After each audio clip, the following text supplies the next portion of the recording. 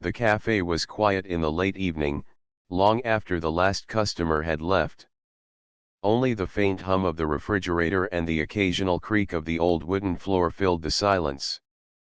A single lamp glowed warmly above the counter, throwing a golden haze across the kitchen where spices, herbs, and neatly stacked dishes still lingered with the day's aromas. Amara stood by the sink, sleeves rolled up, her hair loosely tied, rinsing the last few glasses. She had always loved these moments when the chaos of the day melted into calm, and the kitchen felt like her private sanctuary. It was here she experimented with flavors, whispered to recipes like they were secrets, and let the world fade away. But tonight felt different. She wasn't alone. From the back door came the sound of soft footsteps, steady and unhurried. She turned, startled, and saw him, Adrian, the cafe's new supplier. Tall, broad-shouldered, with dark hair slightly tousled as though the night breeze had just run its fingers through it, he looked as though he belonged to a story rather than a delivery log. He carried a small crate of fresh herbs, the scent of basil and rosemary drifting into the kitchen with him. "You're still here," he said, his voice low, carrying a warmth that seemed to echo against the tiled walls. Amara's hands froze on the glass she was drying. "I could say the same about you. Don't suppliers usually drop things off in the morning?"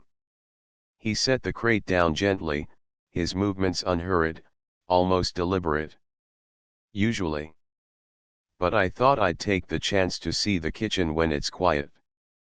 His eyes swept the room briefly before settling back on her. "And maybe meet the person who makes it feel alive."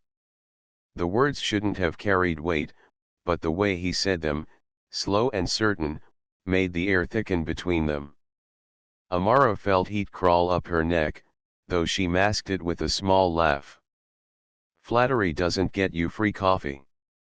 "I wasn't looking for coffee," Adrian replied. His gaze lingered, and for a moment, it was as though the hum of the refrigerator dimmed, and the only sound was the pulse in Amara's ears. She set the glass aside, suddenly restless, and brushed her damp hands on her apron. "Herbs," she said quickly, nodding at the crate. "I should put them away before they lose freshness." Adrian stepped closer, not enough to invade, but enough that the faint scent of cedar and something darker leather, maybe reached her. He picked up a sprig of basil and held it out to her, his fingers brushing hers as he passed it along. The touch was fleeting, almost accidental, but it made her breath catch. "Fresh," he murmured, though his eyes weren't on the basil. Amara looked away, slipping the herbs into a container, pretending her heart wasn't racing. "You really shouldn't be here this late," she said, but her voice lacked firmness. "And yet," Adrian replied softly, "here I am." The silence that followed wasn't uncomfortable. It was heavy, charged, like the pause between lightning and thunder. Amara busied herself with rearranging jars on the shelf, though she could feel his eyes on her, tracing the lines of her shoulders, the curve of her neck where a few strands of hair had fallen loose. Finally, she turned, unable to ignore him any longer. "Why do I feel like you're not just here for deliveries?" Adrian smiled, not the casual kind, but one that hinted at secrets. He leaned against the counter, crossing his arms, his voice dropping lower. "Because I'm not." Her pulse skipped. There it was, an admission, subtle but undeniable. Something stirred in her chest, an excitement she hadn't felt in years. The kitchen, her safe little world, suddenly felt smaller, warmer, almost intimate under his gaze. For a long moment, they simply looked at each other. The clatter of a dish settling in the sink broke the spell, and Amara laughed softly, shaking her head. "This is ridiculous. We're standing in a kitchen, and it feels like..." She stopped, unable to find the word. Like a beginning, Adrian finished for her. Amara's lips parted, a whisper on the edge. She didn't know what to say, but in the silence, something unspoken passed between them, a promise, fragile but undeniable. The kitchen was no longer just hers. It was theirs, if only for tonight. The silence lingered after Adrian's words, stretching between them like a fine thread. Amara stood still, her hand resting on the counter, pulse drumming in her ears. She told herself to look away, to focus on cleaning, but her eyes betrayed her, drawn back to him as if magnetized. "You shouldn't say things like that," she whispered, though her voice lacked conviction. "Why not?" Adrian's tone was soft, almost teasing. "Are you afraid of words, Amara?" Her name on his lips sounded different, deeper, warmer, as if he had practiced it before arriving tonight. A shiver ran through her, but she shook her head and turned toward the pantry. She needed space, something to anchor herself. From the shelves, she pulled out a basket of tomatoes, their skin still glistening from the day's harvest. "If you're going to stay," she said, forcing her tone into something steady, "then make yourself useful. Chop these." Adrian's brows lifted in mock surprise. "Is this how you treat your late-night guests?" "You're not a guest," she countered, setting a knife on the counter. "You're working off your intrusion." His smile was slow, deliberate. He stepped close enough that his arm brushed hers as he picked up a tomato. The brush of contact, light as it was, made her draw in a sharp breath. He didn't comment, but his lips curved, as if he had noticed. They worked side by side in the quiet kitchen. The steady rhythm of the knife against the cutting board, the scent of herbs, and the warmth of the lamp above wrapped the moment in an intimacy that startled her.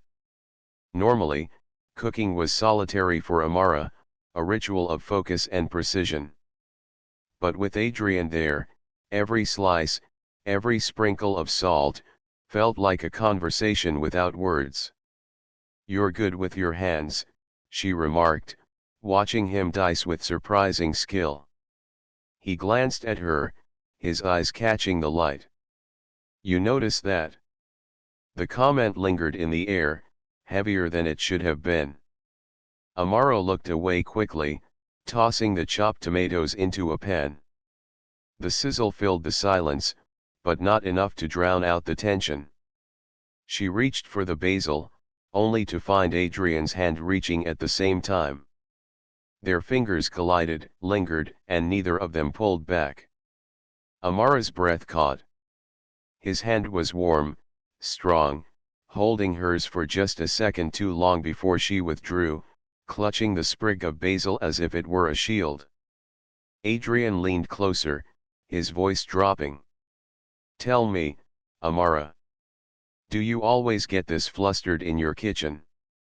Her lips parted, but no words came. The pan hissed, the aroma of simmering tomatoes and garlic rising, but all she could focus on was him, the nearness of his voice, the way his eyes seemed to search her, peeling back every layer she tried to keep. "Cooking is about control," she said finally, her voice low, though it trembled.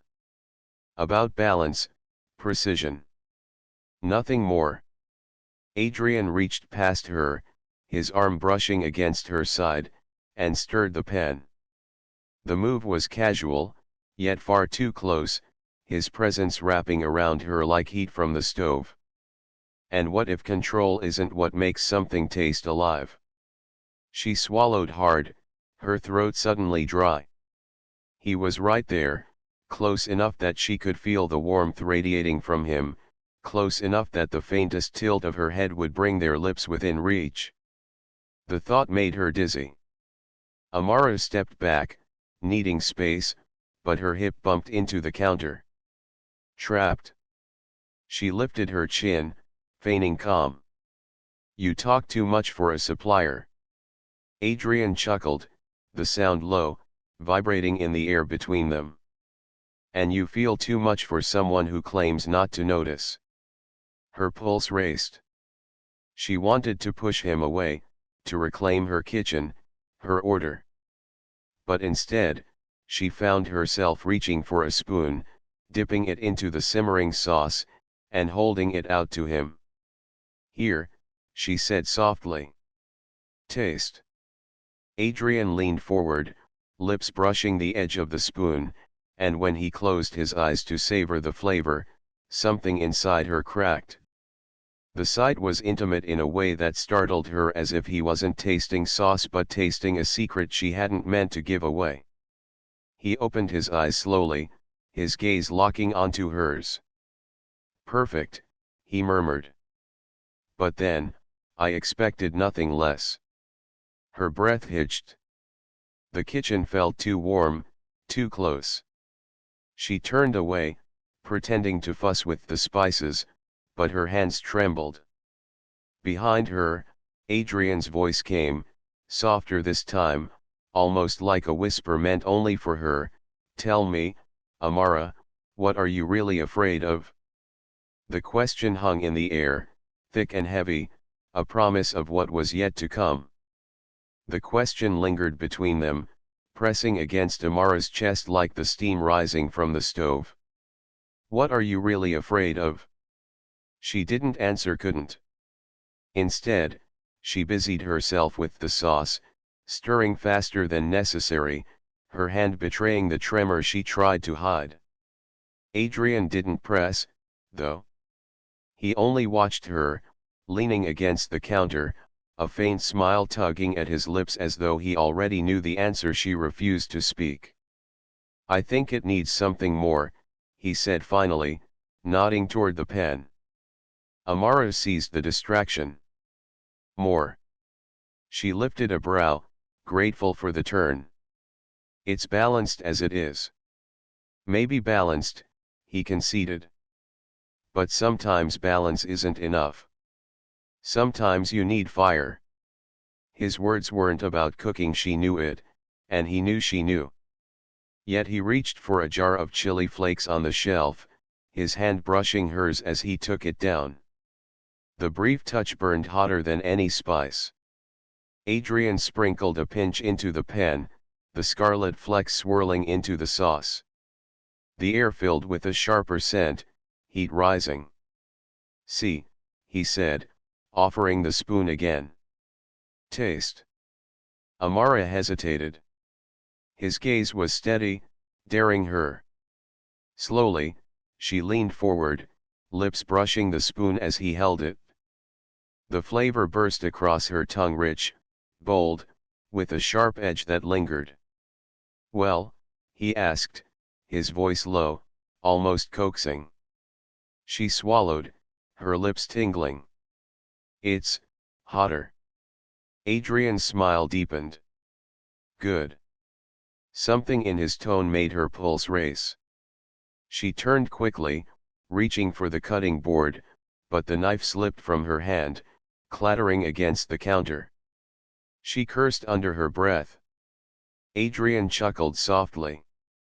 "Careful. You're trembling." "I'm not," she insisted, though her voice betrayed her. Without warning, he stepped behind her, his presence a wall of warmth at her back. His hand reached past hers, steadying the knife on the board. "Like this," he murmured, his breath brushing her ear. "Slow. Controlled. But not too tight." Her skin prickled. She should have pulled away, told him to give her space, but instead she froze, her heart hammering as his hand guided hers. The knife sliced cleanly through the herbs, neat and precise, though her focus was far from the task. "Better," he whispered. Amaro let out a shaky breath, unable to move. She could feel the outline of his chest against her back, the warmth of his arm near hers, the steady rhythm of his breathing. For a moment, the world outside the kitchen ceased to exist. She forced herself to step forward, breaking the contact. "I don't need help," she said, though her tone was softer than intended. Adrian only smiled, unbothered. "Maybe not. But everyone deserves company." She turned to face him, intending to retort, but the words caught when she saw his expression. There was no arrogance there, no smirk. Just a steady, quiet intensity that made her chest tighten. "Company isn't always safe," she whispered. "Neither is fire," he replied. "But you still light it?" Her throat went dry. The sauce bubbled behind them, filling the kitchen with warmth, but it was nothing compared to the heat curling low in her stomach. She needed to break at the tension, the pull that was drawing her closer. So she reached for the ladle and filled 2 small bowls, sliding one toward him. "Here," she said firmly. "If you're going to interfere, at least eat." Adrian accepted, taking the bowl in his hands. He lifted it, blew gently, then tasted. His eyes closed briefly, savoring, before he spoke. "Delicious. But then, I already knew it would be." Amara found herself laughing softly, shaking her head. "Do you ever stop?" "Not when the truth is this easy," he said, watching her as she tasted her own bowl. For a while, they ate in silence, the clink of spoons the only sound. It felt strangely intimate, sharing food in the dimly lit kitchen long after midnight. Amara felt the weight of his gaze, but instead of resisting, she allowed herself to meet it, holding it longer than before. When the bowls were empty, she set hers down, leaning back against the counter. "You should go," she said quietly, though there was no strength behind it. Adrian didn't move. Instead, he stepped closer, his hand brushing lightly across the counter near hers, not touching, but close enough that the space between them vibrated with unspoken intent. "I'll go," he said softly. "But only when you tell me to." Her breath caught. She opened her mouth, ready to send him away, but the words refused to come. All she could manage was a whisper, softer than the hum of the refrigerator, barely audible even to herself, "Stay."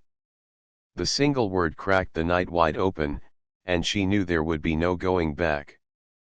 The word lingered in the air, soft, fragile, yet powerful enough to shift the ground beneath them. "Stay." Amara almost wished she could take it back the moment it slipped from her lips, but the look in Adrian's eyes told her it was too late. His gaze softened, deepened, as though he had been waiting for her to say it all along. "Then I will," he murmured. The kitchen seemed to exhale with them, the faint hum of the refrigerator, the soft bubbling of the sauce left forgotten on the stove. The air was heavy, warm, rich with the scent of herbs and something more dangerous, the pull between them. Adrian moved closer, each step deliberate. Amara found herself pressed lightly against the counter again, not trapped this time but suspended in the moment, caught between retreat and surrender. His hand lifted, slow enough that she could stop him if she wanted, but she didn't.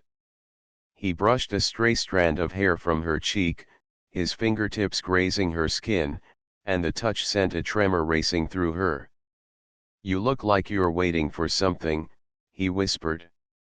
Her voice barely rose above the quiet around them. "And if I am?" He leaned in, his breath warm against her ear. "Then maybe it's the same thing I've been waiting for." Her chest tightened, a storm of nerves and excitement colliding inside her. She wanted to push him away, to reclaim control of herself, but her hands betrayed her, resting on the edge of his shirt, clutching lightly at the fabric as if holding herself steady. Their eyes locked, his dark and unreadable, hers wide with hesitation. And then, slowly, he lowered his mouth to hers. The kiss was not hurried, not demanding. It was deliberate, testing, a question waiting to be answered. His lips were warm, soft, lingering just long enough to let her choose. For a moment, Amara froze, torn between sense and desire. But the longer his lips hovered, the harder it became to resist. She leaned in. The answer was given in that single movement, and Adrian deepened the kiss, his hand sliding gently to the curve of her jaw, holding her as though she might vanish if he let go. Heat unfurled through her, a slow burn that spread from her chest to her fingertips, setting her whole body alight. When they parted, breathless, the silence felt louder than ever. Amara pressed her hand to her lips, shocked at herself. "This is wrong," she whispered. Adrian tilted his head, his eyes still locked on hers. "Does it feel wrong?" Her heart hammered. "It feels dangerous." "Good," he said softly, his thumb brushing her cheek again. "Danger means it matters." Amaro laughed shakily, a sound caught between nerves and delight. "You talk like fire's a friend." He smiled, close and unyielding. "Maybe it is, if you stop being afraid of the burn." She didn't know how to respond, so she turned toward the stove, desperate for distraction. The sauce had thickened, filling the kitchen with its deep, rich scent. She stirred it with trembling hands, pretending her pulse wasn't still racing. Adrian came up behind her, his presence unmistakable, his chest brushing lightly against her back as he reached for a spoon. Without asking, he dipped it into the sauce, then lifted it to her lips. "Try again," he murmured. Her lips parted instinctively, tasting the spoonful. The flavor was richer now, fuller, the heat of the chili mingling perfectly with the sweetness of the tomatoes. She swallowed, breath uneven. "Better," she admitted, her voice low. Adrian leaned closer, his lips brushing just behind her ear. "Everything tastes better when it's shared." The words sent a shiver down her spine. She set the spoon down quickly, turning to face him. "You're dangerous," she said again, but this time her tone carried a hint of laughter, as though danger no longer frightened her quite as much. "And you like it," he replied simply. Her silence was answer enough. For the next hour, they cooked together, not efficiently, not with the focus Amara usually demanded, but with playful touches and quiet laughter. He teased her for cutting vegetables too small, she scolded him for tasting too often, but beneath the banter was an unspoken rhythm, a closeness that grew with every moment. By the time the dishes were set aside and the kitchen dimmed to nothing but the glow of the single lamp, Amara realized something she hadn't expected: she didn't want the night to end. As Adrian leaned against the counter, watching her with that steady, unreadable gaze, she felt it again, the whisper in her chest, insistent and undeniable. "Not just stay. But don't leave me to the quiet anymore." The night had grown deep, shadows curling against the corners of the cafe. Outside, the city had fallen quiet, the street lamps glowing faintly through the windows. Inside the kitchen, however, the air pulsed with warmth from the stove, from their laughter, from something that had nothing to do with food. Amaro leaned against the counter, watching Adrian with curious eyes as he wiped his hands on a towel. She hadn't expected him to stay this long. She hadn't expected any of this. And yet, she couldn't bring herself to regret it. "You're surprisingly good at cooking," she said, breaking the silence. Adrian looked up, a small smile tugging at his lips. "Surprisingly? Well," she teased, folding her arms, "you don't strike me as the type to spend much time in a kitchen." He tilted his head, considering her. "You're not wrong. But I like learning, especially when the teacher is worth watching. Her cheeks warmed at the words, though she tried to disguise it with a laugh. You're insufferable. And yet you haven't asked me to leave. Amara opened her mouth to protest, but the truth hung between them. She hadn't asked him to leave, not really. Every time she thought of telling him to go, another part of her whispered stay. You're different, she admitted softly. Adrian's smile faded into something gentler, more serious. He leaned back against the counter across from her, folding his arms as though settling in for a confession. Different how? Amara hesitated. She wasn't used to this, to opening up, to letting anyone in past the walls she had built around herself and her kitchen.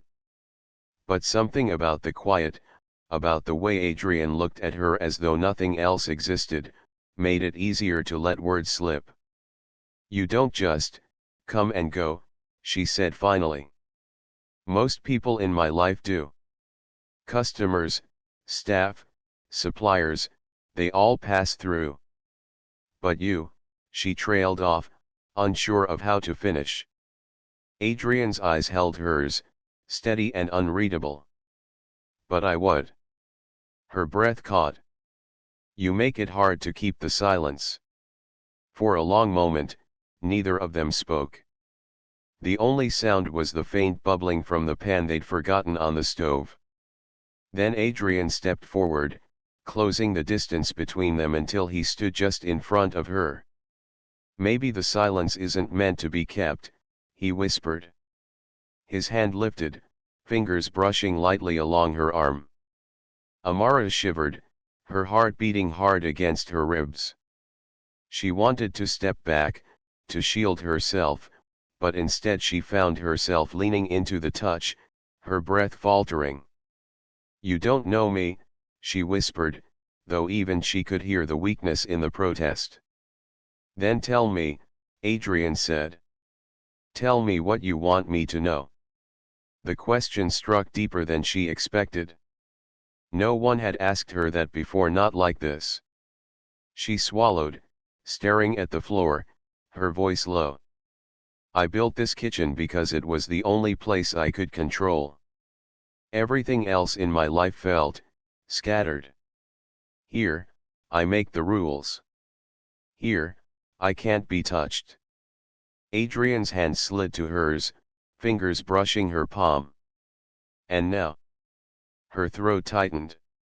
Now you're standing in the middle of it, and I don't know what to do.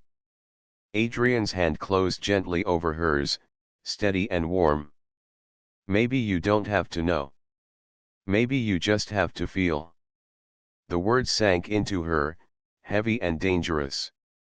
She lifted her eyes to his, and before she could stop herself, she kissed him.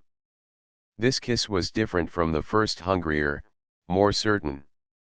Her hand slid up his chest, clutching at the fabric of his shirt as though anchoring herself. Adrian responded in kind, his arms wrapping around her, pulling her closer until she felt the strength of him, solid and undeniable. The kiss deepened, heat sparking through her veins, her breath quickening.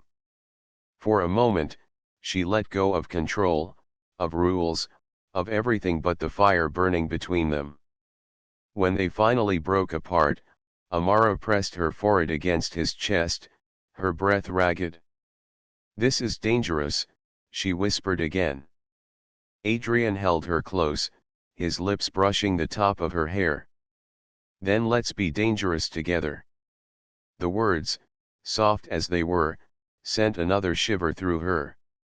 She closed her eyes, knowing she was already in too deep, but unwilling to pull away. The kitchen, once her fortress, had become something else entirely. Not just a place of control, but a place where she was finally being seen. The cafe was cloaked in silence, the world beyond its doors forgotten.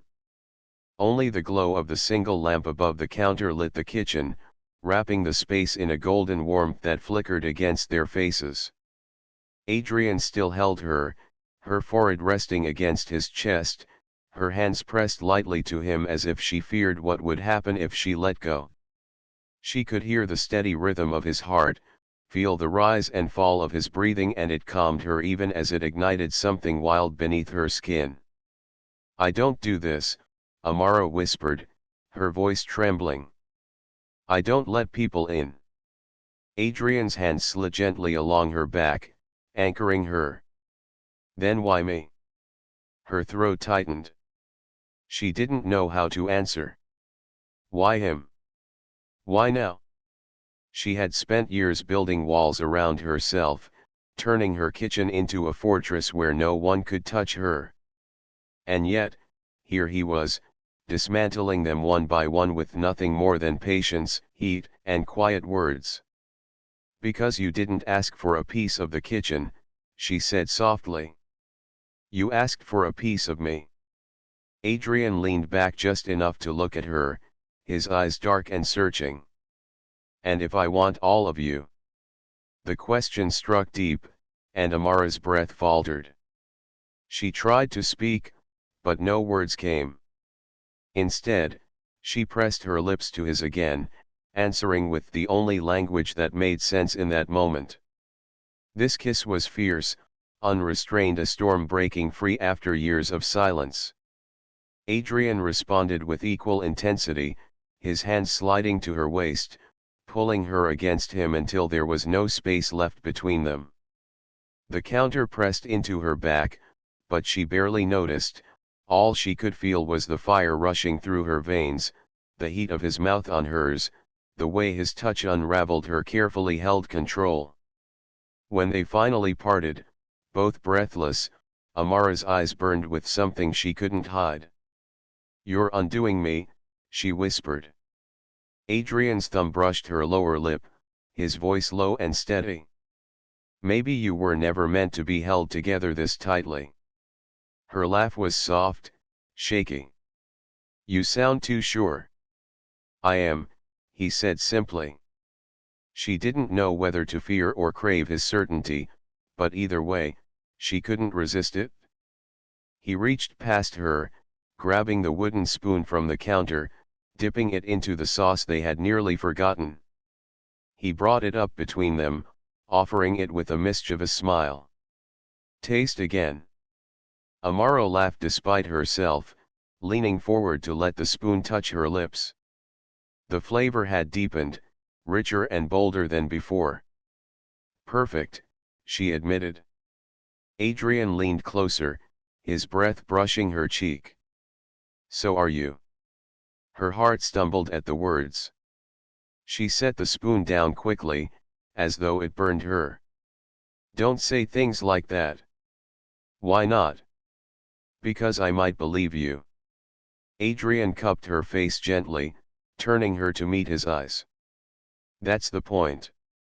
Something inside her cracked then, not just desire, but the ache of years spent in solitude, of walls built too high, of longing buried too deep. She leaned into his hand, her eyes closing as she whispered, "I don't know how to do this." "You don't have to," Adrian replied. "Just feel it. Just let yourself be." His words were a lifeline, and for the first time in years, Amara allowed herself to let go. Their lips met again, slower this time, deeper, a whisper of promise carried in every touch. His hands traced her arms, her shoulders, as though memorizing her, while she clung to him, feeling the last of her defenses dissolve. The kitchen was filled with more than the scent of simmering sauce now. It was filled with heat, with breathless laughter between kisses, with the sound of two people colliding in a rhythm neither had planned but both had longed for. When they finally pulled apart, their foreheads pressed together, Amara's voice was barely audible. "What happens when morning comes?" Adrian smiled faintly, brushing his thumb across her cheek. "Morning can wait. Right now, it's just us. You and me. Here." Her chest tightened, and she realized that for the first time in years, the kitchen wasn't just hers anymore. It belonged to the whisper of this moment, to the fire that had finally broken through her silence. And as Adrian held her close, Amara knew the night was far from over. The night pressed closer around the cafe, the world outside asleep, unaware of the fire burning inside its kitchen.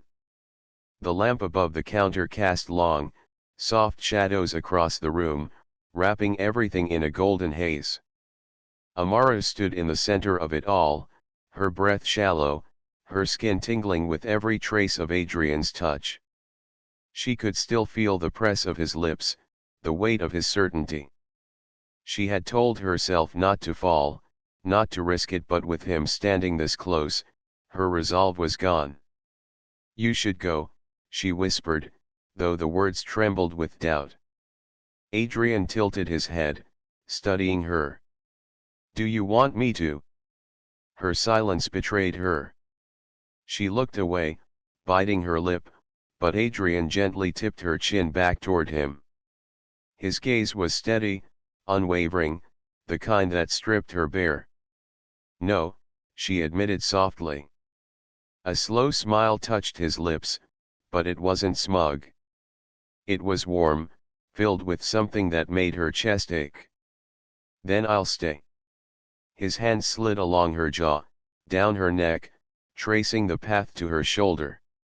The touch was feather-light, but it burned, awakening nerves she had kept dormant for too long. She shivered, leaning into him without realizing. The kiss came again, deeper this time, the kind that unraveled whatever was left of her defenses. She clung to him, her fingers gripping his shirt, her body pressed against his. The counter dug lightly into her back, but she didn't care. All she cared about was the heat flooding through her, the way Adrian kissed her as if she was the only thing that mattered in the world. When they broke apart, their foreheads rested together, both of them breathless. "You feel it too," Adrian murmured, his voice rough with need. Amara's chest rose and fell rapidly. "I don't know what this is." "It's real," he said simply. "Don't overthink it. Just let it be." She wanted to argue, to remind herself of all the reasons this was reckless, dangerous, impossible. But every time she opened her mouth, his nearness stole the words away. Instead, she closed her eyes and let herself fall into the moment. They moved together in the small kitchen, no longer caring about the dishes piled in the sink or the sauce cooling on the stove. Their laughter mixed with whispers, kisses stolen between breaths, touches that lingered too long. The room became smaller, warmer, filled only with the sound of their heartbeats and the quiet fire crackling between them. At one point, Amara found herself seated on the counter, Adrian standing between her knees, his hands steady at her waist. She looked down at him, her lips parted, her heart racing, and realized how rare this was to feel wanted, to feel seen, without needing to hide behind her control. "You're dangerous," she whispered again, a faint smile tugging at her lips. Adrian's eyes burned with heat and tenderness all at once. "And you're worth the risk."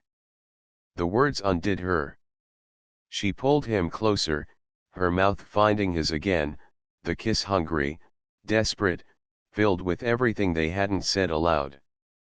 The kitchen pulsed with the energy of it, every surface, every shadow, alive with their fire. Time slipped away. Minutes, hours, she didn't know. All she knew was the warmth of his body against hers, the sound of his voice murmuring her name, the way he held her as though she was something precious, not fragile, but strong and desired all the same. At last, when the lamp flickered faintly, warning of dawn creeping closer, they sat side by side on the floor, their backs against the counter, their hands still entwined. Amara leaned her head on Adrian's shoulder, her eyes heavy but her heart wide awake. "Morning will come soon," she whispered. Adrian turned his head, pressing a soft kiss to her hair. Then let it. The night was ours. She smiled faintly, closing her eyes. For the first time in years, she felt no fear of the silence, no weight pressing down on her. The kitchen wasn't just hers anymore. It was theirs, alive with whispers, laughter, and the taste of something new. And as the first light of dawn threatened to break, Amara realized the truth: this wasn't just the end of a night. It was the beginning of everything.